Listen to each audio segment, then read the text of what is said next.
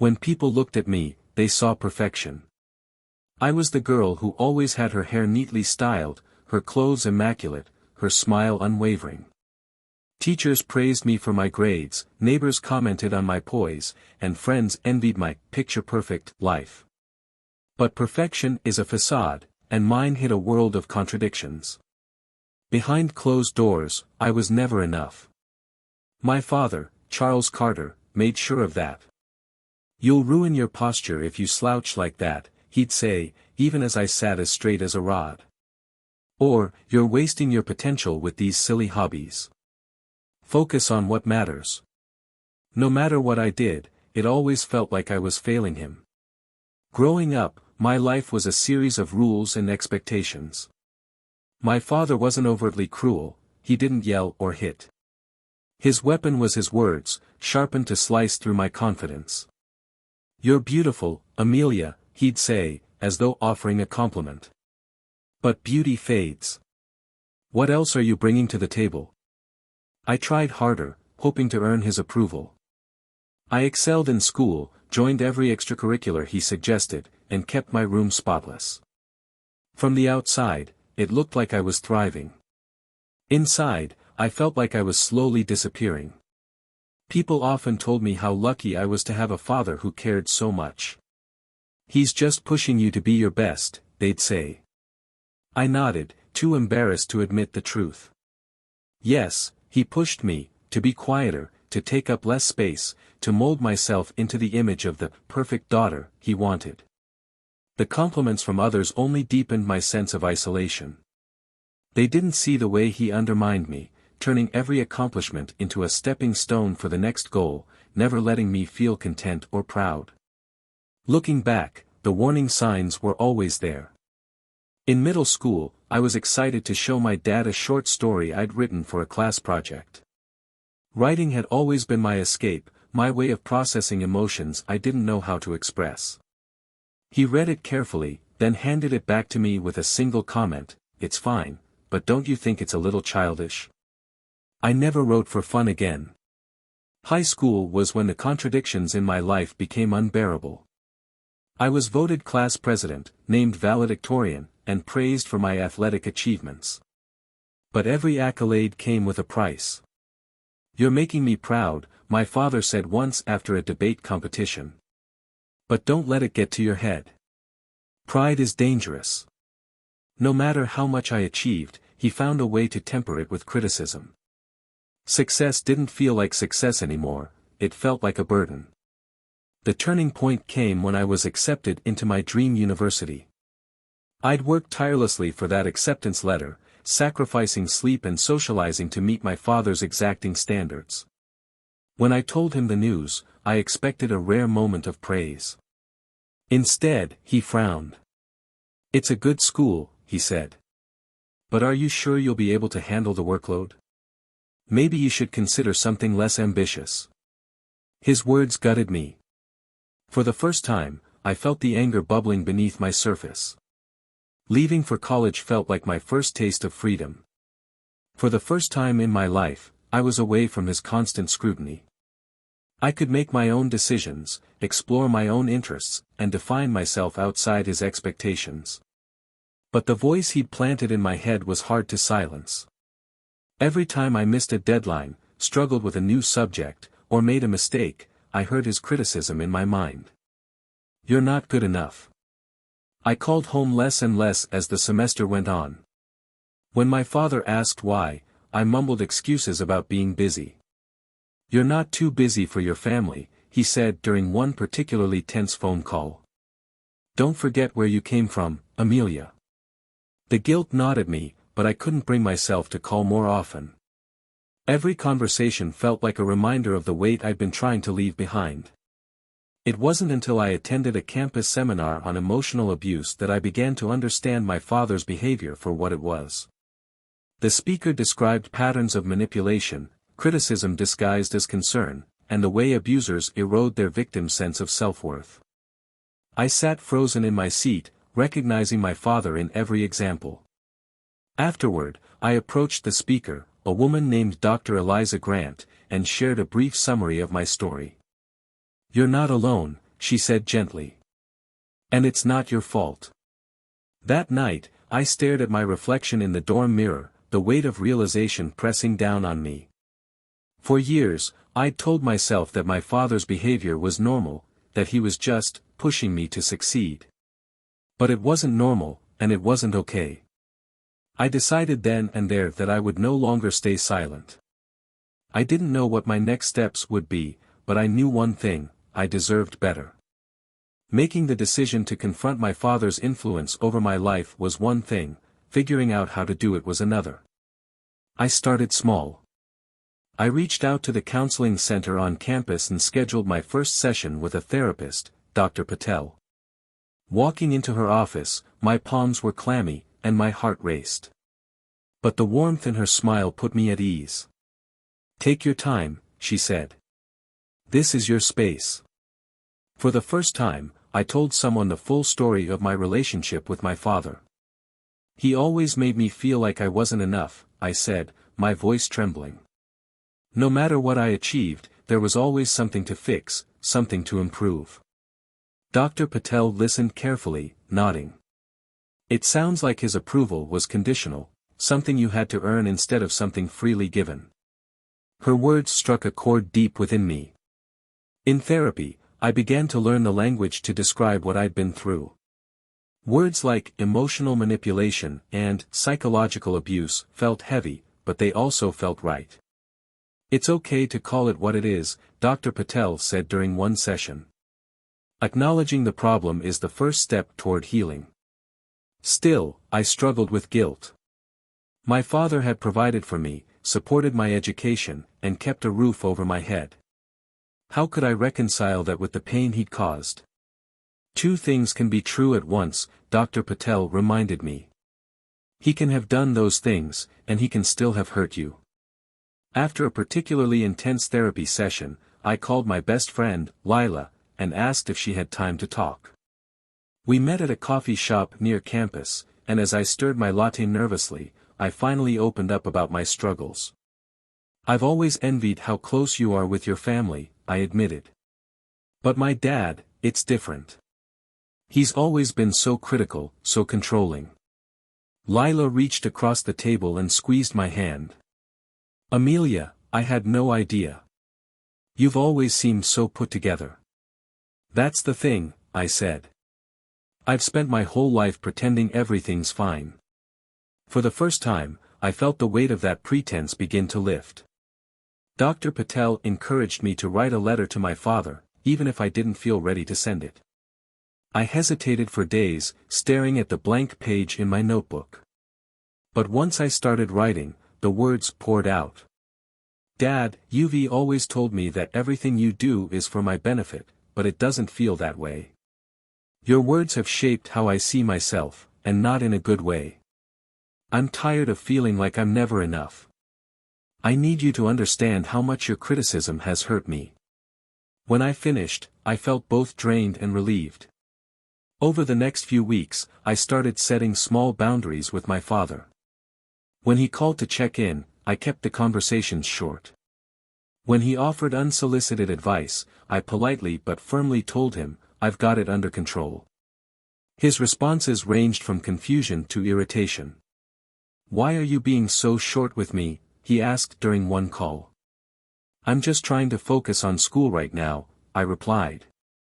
It wasn't a full confrontation, but it was a start. Predictably, my father didn't take well to the changes. He left me a voicemail after I didn't answer one of his calls. "Amelia, I don't know what's gotten into you lately, but I don't like this new attitude. Call me back." The message sent a jolt of anxiety through me.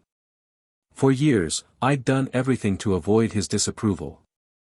Hearing it so directly made me question whether I was doing the right thing.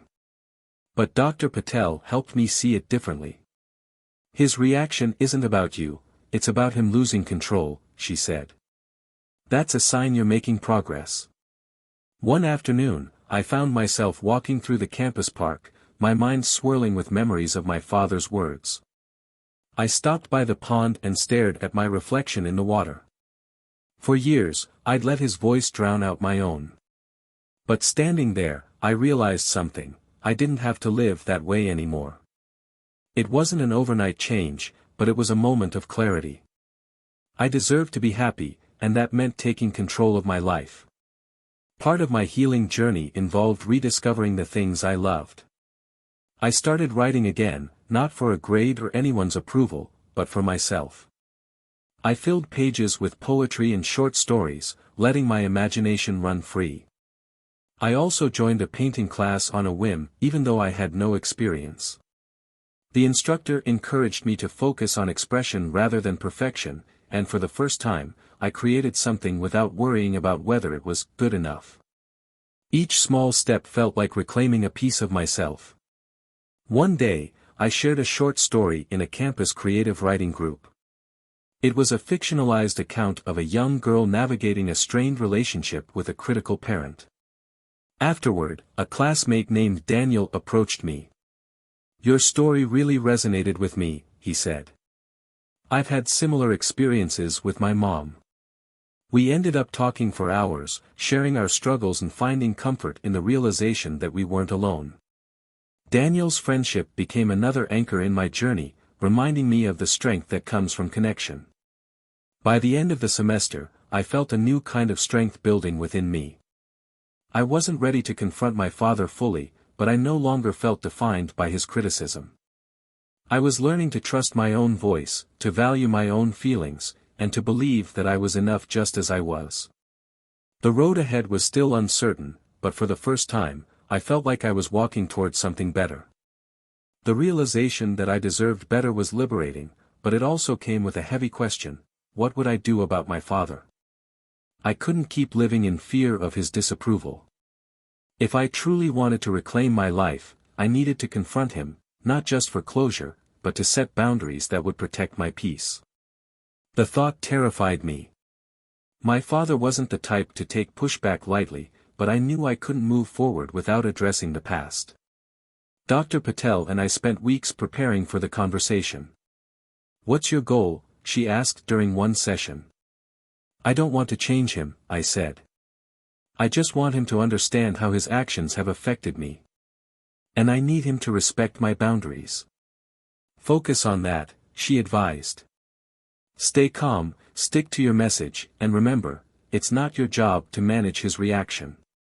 Her words gave me a sense of clarity, even as my anxiety simmered beneath the surface. Before the big conversation, I decided to test my boundaries during a phone call with my father.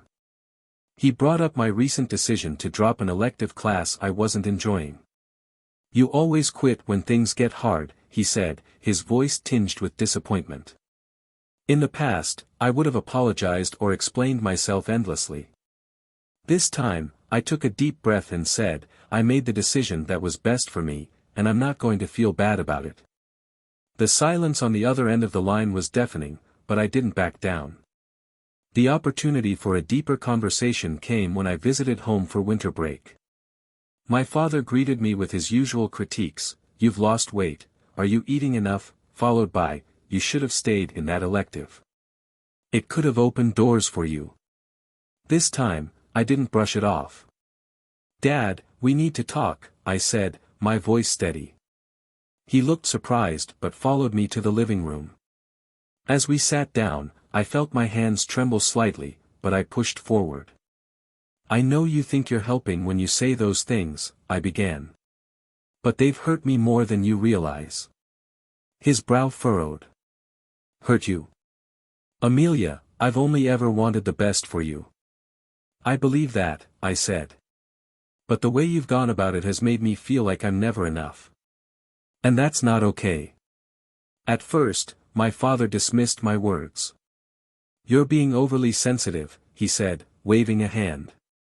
"Everyone has to deal with criticism. It's part of life." "I'm not asking you to stop offering advice," I said calmly. "I'm asking you to listen to me and respect my boundaries." His expression shifted, part confusion, part frustration. "I've done everything for you, Amelia. I don't understand why you're attacking me." "I'm not attacking you," I replied. "I'm standing up for myself." "That's different." The conversation didn't end with a neat resolution. My father didn't apologize or fully acknowledge what I'd said, but he also didn't lash out. When it became clear we'd reached an impasse, I stood up and said, "I'm glad we talked. I hope you'll think about what I've said." As I left the room, I felt a mix of emotions, relief, sadness, and a flicker of hope. Over the next few weeks, my father's calls were less frequent. When we did talk, he was more subdued, as if he didn't quite know how to approach me anymore. At first, the distance felt like rejection, but Dr. Patel helped me reframe it. "He's processing the changes in your relationship," she said. "That's not a bad thing." Still, I couldn't help but feel a pang of loss for the father I'd always hoped he could be. One afternoon, my father called unexpectedly. "I've been thinking about what you said," he began hesitantly. "I don't agree with everything, but I didn't realize you felt that way." It wasn't an apology, but it was the closest he'd ever come. "I appreciate you saying that," I replied. "I just want us to have a healthier relationship." "We'll see," he said, his tone softer than usual. It wasn't a perfect resolution, but it felt like progress. As I navigated my relationship with my father, I leaned heavily on my support network. Lila was always a phone call away, ready to cheer me on or offer a listening ear. My creative writing group became a sanctuary where I could express myself freely, and my friendship with Daniel deepened as we shared our journeys of healing. For the first time, I felt like I wasn't carrying the weight of my struggles alone. By the end of the semester, I felt a growing sense of freedom. I wasn't fully healed, and my relationship with my father was still a work in progress, but I no longer felt defined by his expectations. One evening, as I walked through campus under a sky filled with stars, I felt a deep sense of gratitude, for my courage, for my support system, and for the chance to rewrite my story. This wasn't the end, but it was a new beginning.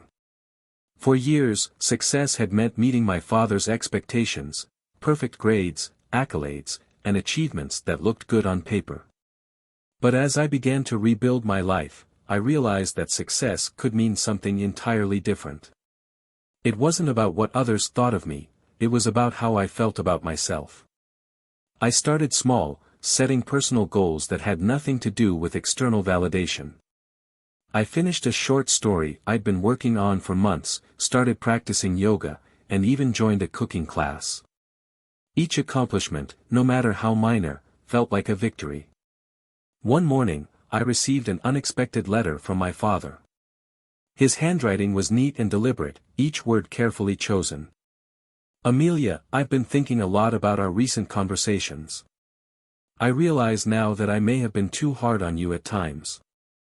I always wanted the best for you, but perhaps I didn't go about it the right way. I'm proud of the person you're becoming, and I hope we can move forward with more understanding. Love, Dad." Reading those words brought tears to my eyes.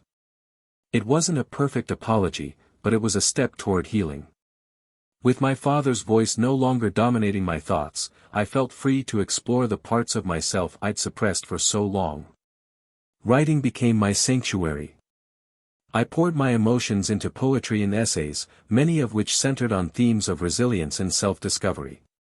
One of my professors noticed my work and encouraged me to submit a piece to a campus literary magazine. When it was accepted, I felt a rush of pride, not because someone else approved, but because it was something I'd done entirely for myself. As I grew more confident, I started forming deeper connections with the people around me. Daniel, who had become a close friend, encouraged me to join him at a volunteer event for a local youth center. Spending time with the kids, helping them with homework and art projects, reminded me of the joy that comes from giving back.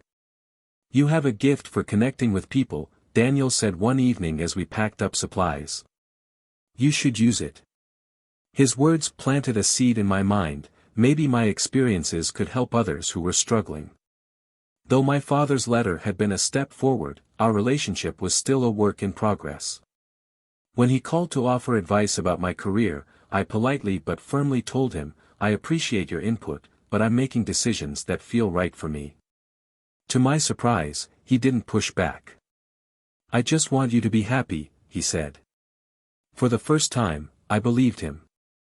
At the encouragement of Dr. Patel, I decided to share my story with others. I attended an open mic night at a local cafe, where people shared poems, essays, and personal reflections. When it was my turn, I stood at the microphone, my hands trembling slightly. I grew up feeling like I had to be perfect, I began. But perfection isn't real, and it's not worth losing yourself over. As I spoke, I saw nods of recognition in the audience. When I finished, the applause was thunderous, and a few people approached me afterward to share their own experiences. It was a reminder that vulnerability can be a source of strength. Lila, who had been my rock throughout this journey, called me one evening with exciting news. I got into grad school, she said, her voice bubbling with excitement. We celebrated over dinner, toasting to her success and reflecting on how far we'd both come. You're a completely different person than you were a year ago, she said, smiling. And I mean that in the best way. Her words filled me with gratitude, for her friendship, for my growth, and for the possibilities ahead. One of the most surprising parts of my journey was rediscovering joy in unexpected places. I started taking long walks through the park, savoring the simple beauty of the changing seasons. I danced around my apartment to my favorite songs, laughing at my own clumsiness. Joy wasn't something I had to earn, it was something I could choose, even in the smallest moments. Inspired by my work at the youth center, I decided to pursue a role that allowed me to support others. I applied for an internship at a nonprofit that focused on mental health awareness, and when I was accepted, it felt like a calling. The work was challenging but deeply fulfilling. Sharing my story with others reminded me of the power of connection and the importance of breaking the silence around emotional abuse. By the end of the year, my life looked completely different than it had before. My relationship with my father was healthier, though still evolving. I'd found a sense of purpose in my work and had built a community of supportive, loving friends.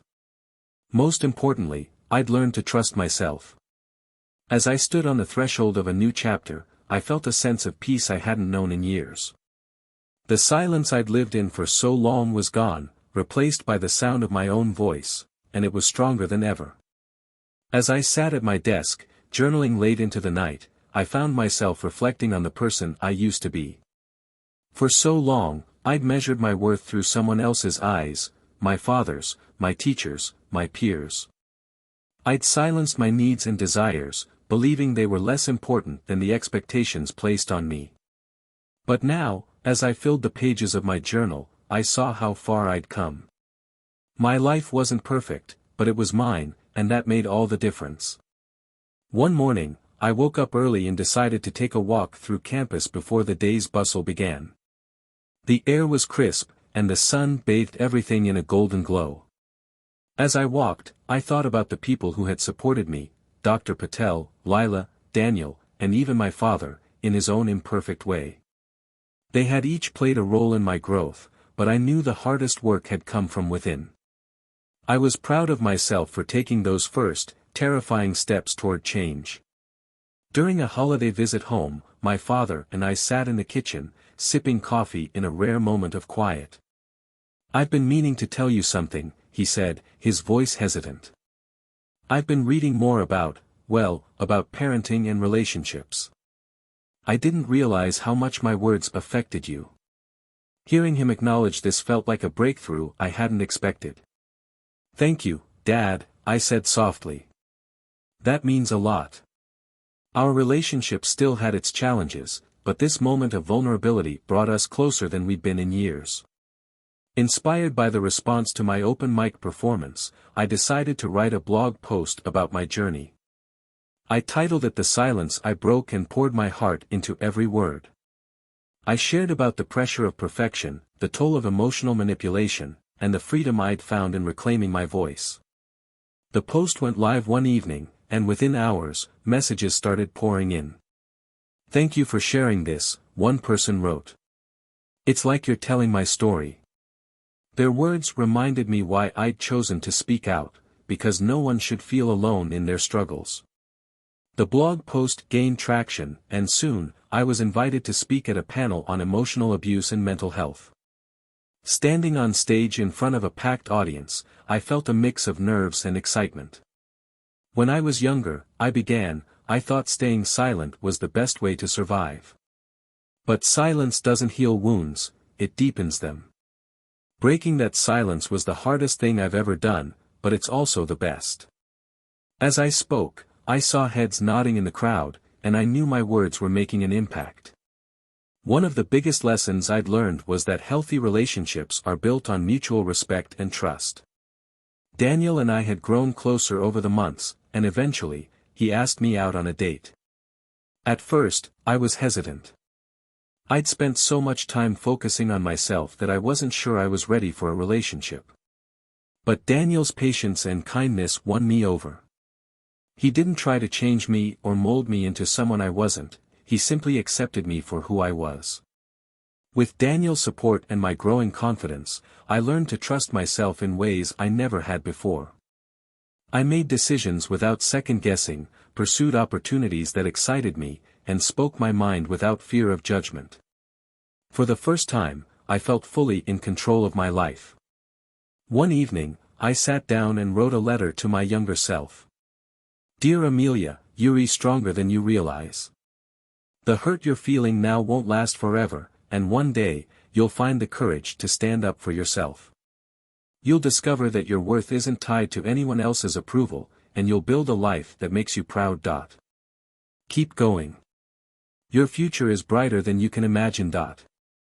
Love, Amelia. Writing those words felt like closing a chapter of my life with grace and gratitude. On my birthday, Lila organized a small gathering with my closest friends. As we laughed and shared stories, I felt a sense of joy and belonging that had once seemed out of reach. When it was time to blow out the candles, I made a silent wish, not for something I didn't have, but for continued growth and happiness. For the first time in years, I felt like I was exactly where I was meant to be. As I stood on the balcony of my apartment, watching the city lights twinkle in the distance, I felt a deep sense of peace.